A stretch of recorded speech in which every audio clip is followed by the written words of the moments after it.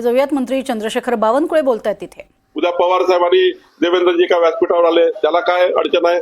उद्या उद्धव ठाकरे आणि कोणी आपले देवेंद्रजी एका व्यासपीठावर आले, विकासाच्या व्यासपीठावर कुठलाही प्रॉब्लेम नाही। राजकारणाचे आमचे अड्डे वेगळे आहे, राजकारणाचे आमचे व्यासपीठ वेगळे आहे, पक्षाचे व्यासपीठ वेगळे आहे, पण महाराष्ट्राच्या विकासाकरता सर्वांनी एकत्र आलं पाहिजे। सुधीर भाऊ, मला काही चुकीची माहिती मिळाली असेल, सुधीर भाऊ नक्की येतील आणि सुधीर भाऊचे नेते आहेत।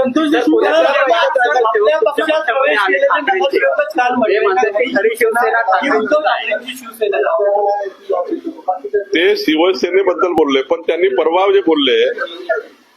जे बोलले, मी शेवट सांगतो आपल्याला, जेव्हा उद्धव ठाकरेजींना ते सोडून आमच्याकडे आले तेव्हा त्यांनी सांगितलं की हिंदू हृदय सम्राट बाळासाहेब ठाकरे यांचे विचार उद्धव ठाकरेंनी सोडले, हिंदुत्वाचा अजेंडा उद्धव ठाकरेंनी सोडला, म्हणून आम्ही आमची महायुती असलेल्या भारतीय जनता पार्टीची अनेक वर्ष युती आहे, आमचे विचार सारखे आहे, आमचे हिंदुस्थानाच्या विकासाचे विचार आहे, हिंदुत्वाचे विचार आहे, म्हणून भारतीय जनता पार्टीत त्यांनी पक्षप्रवेश केला आहे।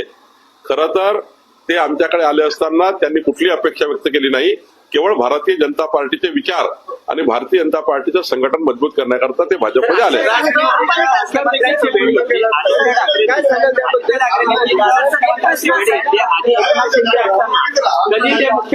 मी कालच सांगितलं की महाराष्ट्राच्या मुख्यमंत्र्यांना भेटण्याचे अधिकार सर्वांना आहे।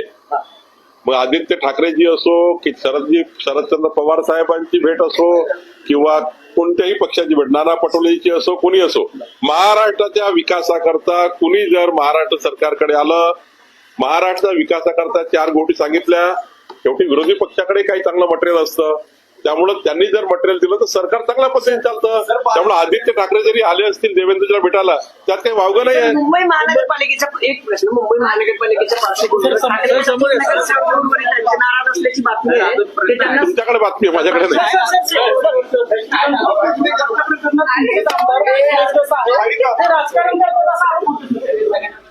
तर आधी विरोधक ईव्हीएमवरती खापर फोडायचे, मग या वस्तुस्थितीवरती लक्ष देऊ लागलेली आहे। विरोधकांनी आत्मचिंतन केलेलं दिसतंय असं म्हणत बावनकुळे यांनी सध्या सुरू असलेल्या मवियातल्या एकमेकांच्या आरोप प्रत्यारोपावरती उत्तर दिले, भाष्य केलंय।